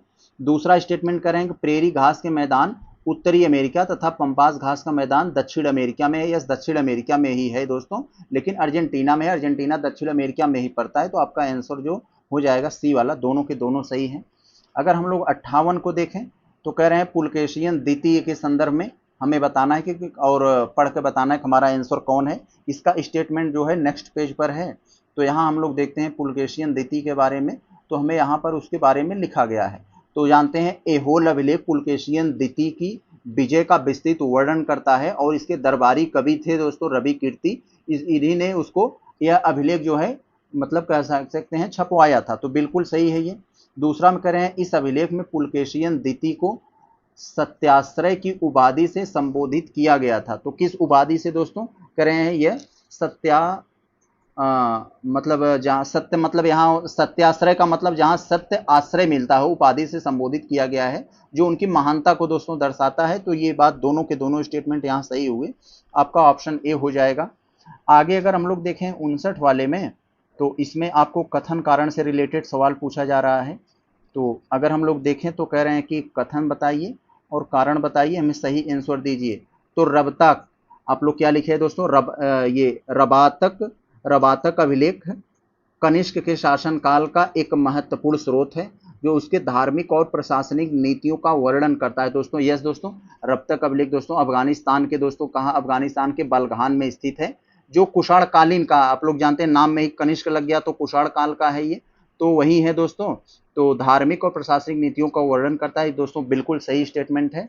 ये रबातक अभिलेख का उल्लेख किया गया है, इसमें उल्लेख किया गया है कि कनिष्क ने यूनानी भाषा के स्थान पर बैक्ट्रियाई भाषा को प्रचलित किया और अपने राजवंशों की प्रतिमाओं को मंदिर में स्थापित करवाने का आदेश दिया। दोस्तों बिल्कुल सही स्टेटमेंट है ये भी वाला।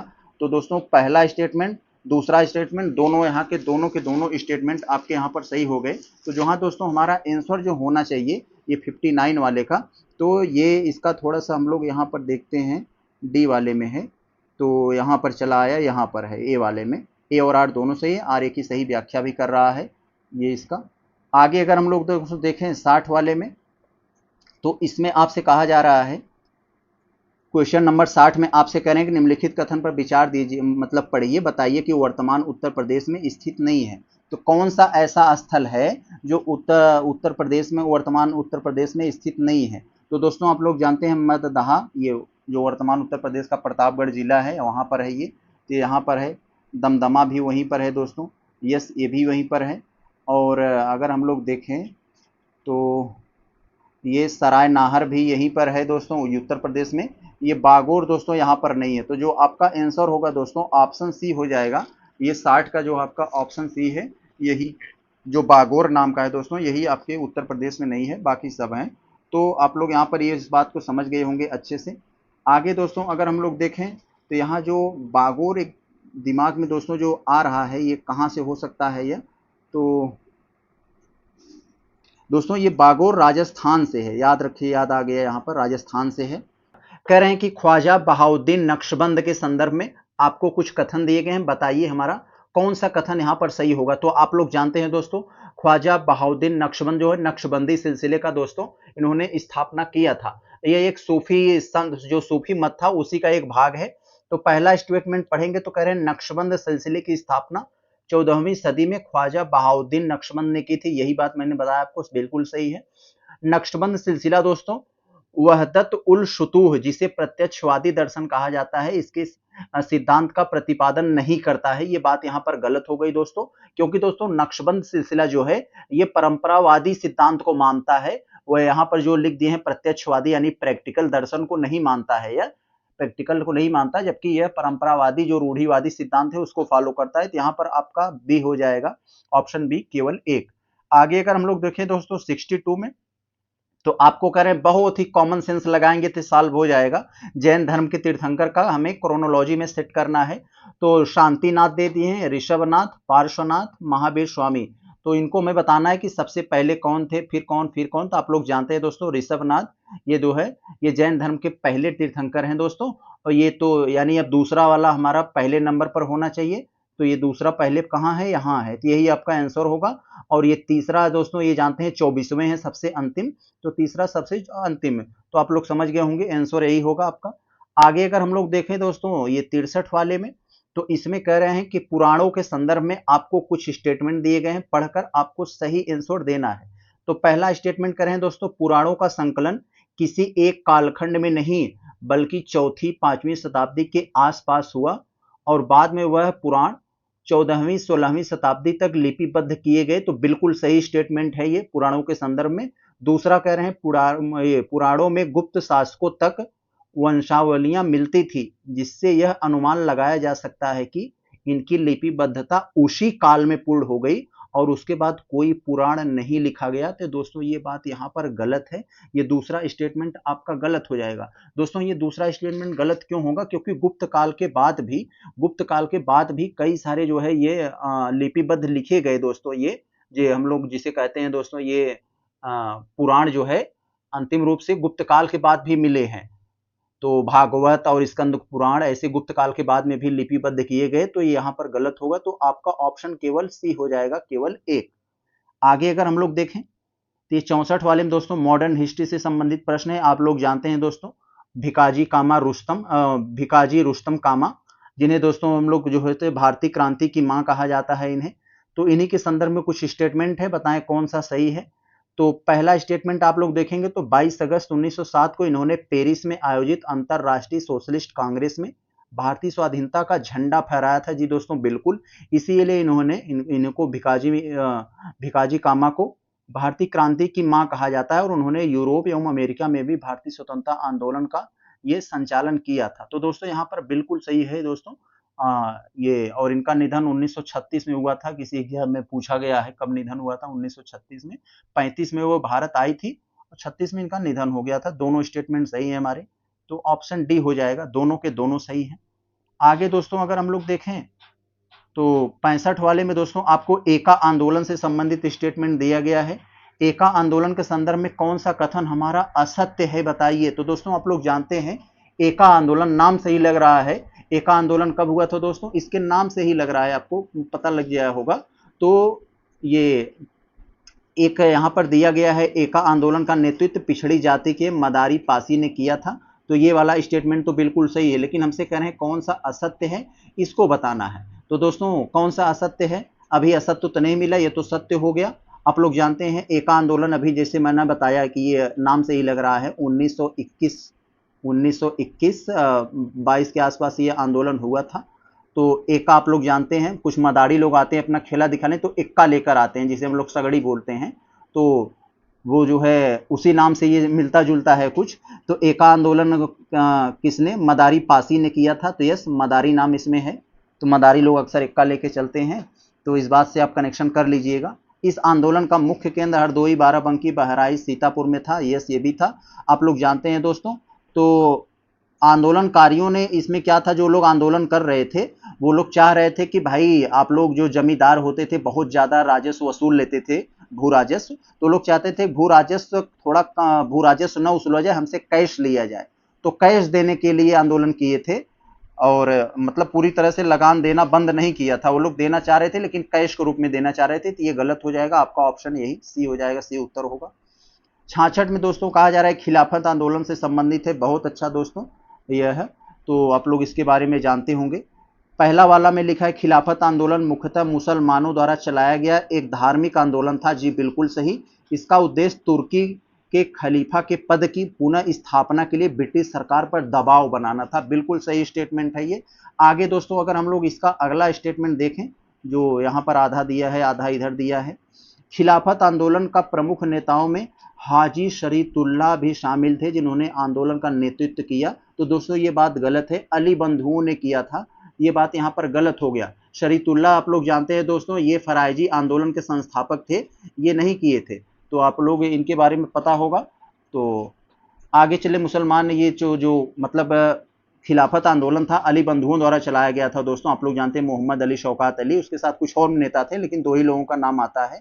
तो आपका यहाँ कौन सा आंसर हो जाएगा दोस्तों, ये दूसरा तो गलत हो गया, केवल एक हो जाएगा, आपका डी हो जाएगा। बहुत अच्छा।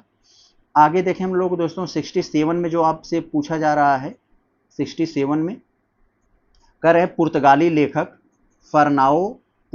लेखक फरनाओ नूनीज के संदर्भ में कुछ आपको स्टेटमेंट दिए गए हैं, बताना है कौन सा सही है। तो देखें कौन सा हमारा स्टेटमेंट सही होगा। फरनाओ नूनीज विजयनगर के शासक अच्युतदेव राय के शासनकाल में भारत आया और कुछ समय तक उसके दरबार में भी रहा। तो बिल्कुल सही स्टेटमेंट है ये, यहाँ तक तो सही है। नूनीज एक घोड़े का व्यापारी था और उसने अपने यात्रा विवरण में उल्लेख किया है कि विजयनगर साम्राज्य में महिलाएं कुश्ती, ज्योतिषशास्त्र, लेखांकन, भविष्यवाणी, संगीत और नृत्य में निपुण थी। इसके अलावा राजा अपने महल में रहने वाली सैकड़ों स्त्रियों को युद्ध में भी ले जाते थे। तो दोनों बात सही है दोस्तों। पुर्तगाली लेखक फरनाओ नूनीज ने जो लिखा है बिल्कुल सही है। तो यहाँ पर दोस्तों ये सी हो जाएगा आपका, ऑप्शन सी, दोनों स्टेटमेंट सही है। अब दोस्तों यहाँ पर ये शेरशाह सूरी के बारे में वन लाइनर प्रश्न है।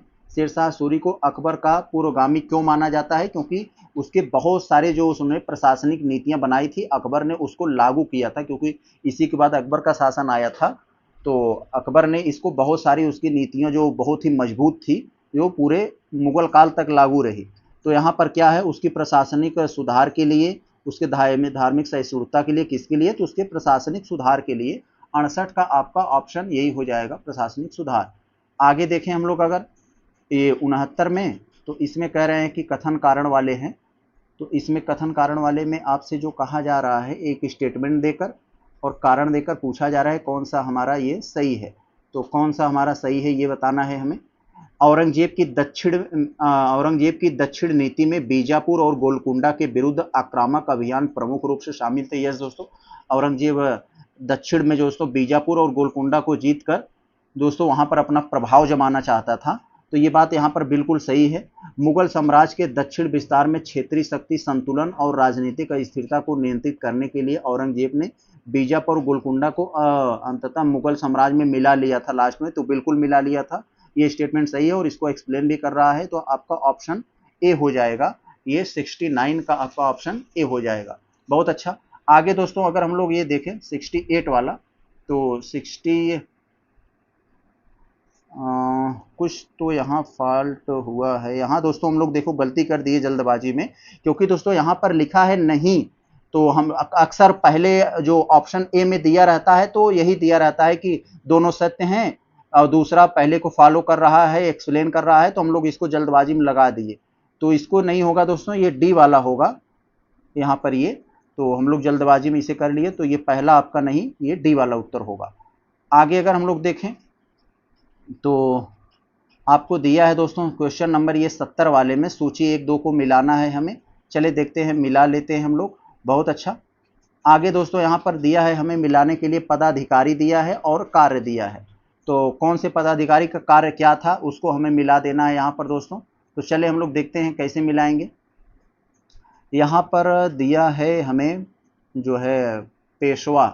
पहले शिवाजी अपने प्रशासनिक ढांचे को संगठित करने के लिए जानते हैं अष्टप्रधान नामक एक मंत्री परिषद बनाई थी, या तो लोग पता होगा 8 मंत्रियों का समूह था। और उन्हीं से संबंधित अगर वो याद होगा तो यहाँ तो आपको बड़े ही अच्छे से आप कर ले जाएंगे। तो पेशवा दोस्तों कौन था, यहाँ राजा का प्रधान होता था। यस, तो ये पेशवा राजा का प्रधान होता था, ये तो वहाँ पर बिल्कुल सही हो जाएगा। अगला दोस्तों दिया है सुमंत। सुमंत क्या होता था दोस्तों, सुमंत विदेश नीति कूटनीति का संचालन करते थे। यस, ये हो जाएगा। अमात्य क्या होते थे दोस्तों, सेना भर्ती रसद एवं मतलब एक तरह से वित्त संबंधित मामले को देखते थे। यस, ये हो जाएगा।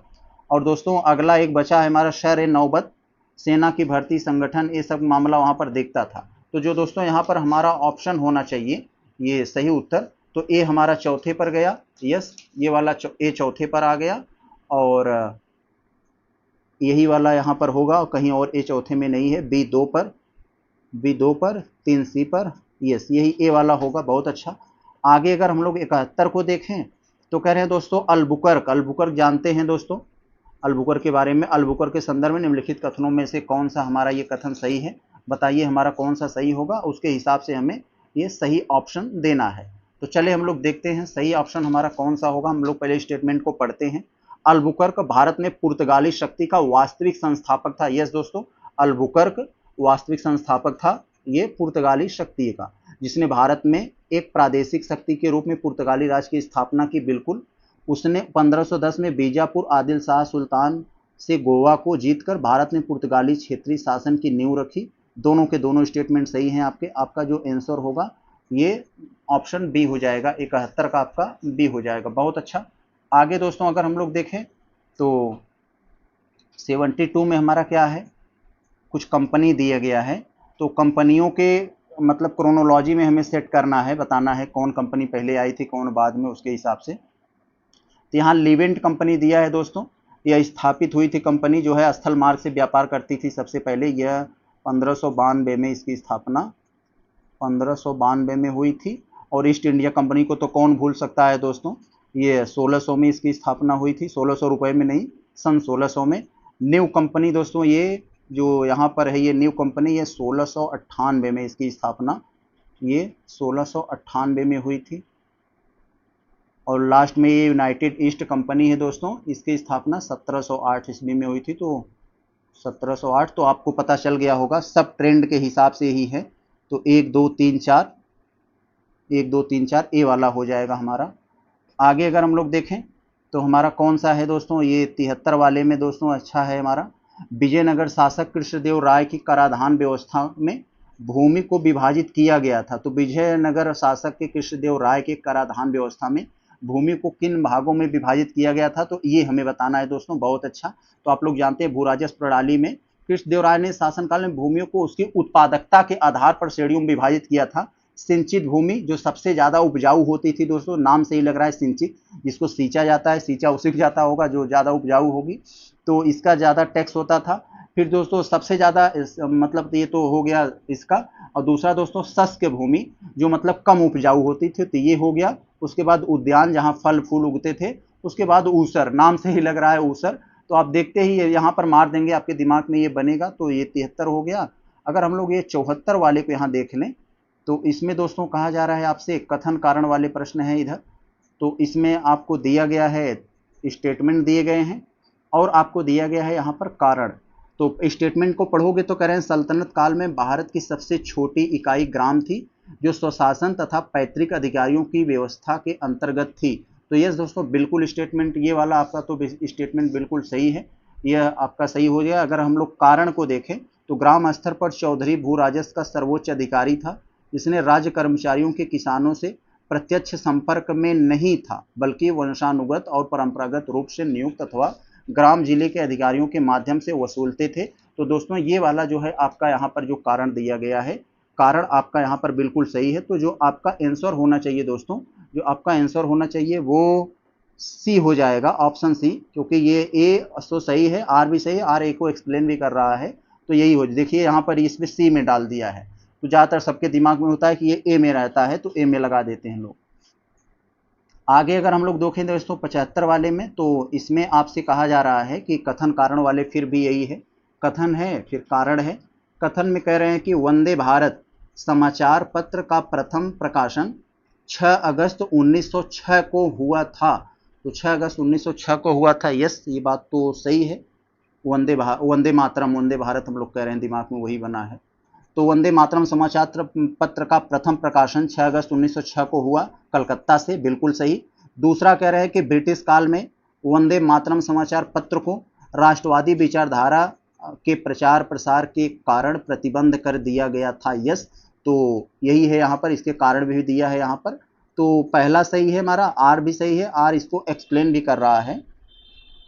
तो प्रकाशन हुआ था, क्यों हुआ था, तो इसके बारे में दिया था, मतलब जो उसके ब्रिटिशों के खिलाफ बातें लिखने के लिए।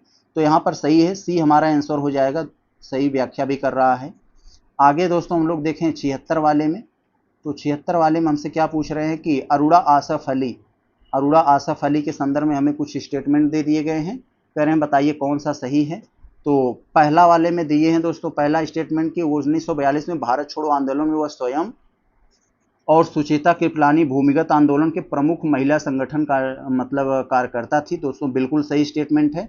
1950 में प्रारंभिक दशक में वह कम्युनिस्ट पार्टी ऑफ इंडिया से जुड़ गई और भारतीय राजनीति में उन्होंने स्वतंत्रता के बाद भी योगदान दिया। तो यस, तो दोनों के दोनों स्टेटमेंट हमारे यहाँ पर सही हुए दोस्तों। तो आपका यहाँ पर जो आंसर हो जाना चाहिए दोनों के दोनों सी वाला हो जाएगा, यस सी वाला। आगे हम अगर ये 77 वाले में देखें तो करें सत्रिया नृत्य निम्नलिखित में से किस राज्य का शास्त्रीय नृत्य है दोस्तों। तो आप लोग जानते हैं सत्रिया नृत्य दोस्तों ये असम का एक शास्त्रीय नृत्य है। 78 में करें सांस्कृतिक स्रोत एवं प्रशिक्षण केंद्र की स्थापना किस वर्ष की गई थी। तो दोस्तों किस वर्ष ये किया गया था, ये 1989 में किया गया था, ऑप्शन बी हो जाएगा आपका। आगे अगर हम लोग देखें यहाँ मिलान वाले प्रश्न में तो कुछ इमारतें दी गई हैं और उसका स्थान दिया गया है। तो हम लोग देखें कहाँ पर है, मिला देते हैं। अकबर का मकबरा, इत्माउद्दौला का मकबरा, अब्दुल रहीम खान खाना का मकबरा, अनारकली का मकबरा। तो दोस्तों ये कहाँ पर होगा, ज़्यादातर आपको लग रहा होगा अकबर से रिलेटेड ये स्थापित की गई हैं। तो अगर हम लोग देखें तो अकबर का मकबरा दोस्तों जानते हैं सिकंदरा में है, सबसे पहले इसको मिला दें। ए वाला हमारा 4 पे जाएगा, तो ए वाला 4 कहाँ है, सी में है। तो हम पहले ही पता लग गया भाई ये 4 में है, एलिमिनेशन के माध्यम से हम लगा सकते हैं। अब आप लोग जानते हैं इत्माउद्दौला का मकबरा कहाँ है दोस्तों, यह आगरा में है। और अब्दुल रहीम खान खाना का कहाँ होगा दोस्तों, यह दिल्ली में है। और अनारकली मकबरा लाहौर में।